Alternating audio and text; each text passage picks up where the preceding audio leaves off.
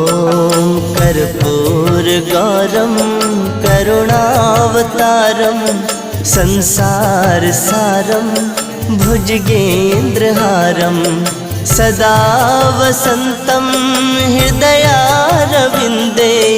भवं भवानी सहितं नमामि भवं भवानी सहितं नमामि। ॐ कर्पूरगौरं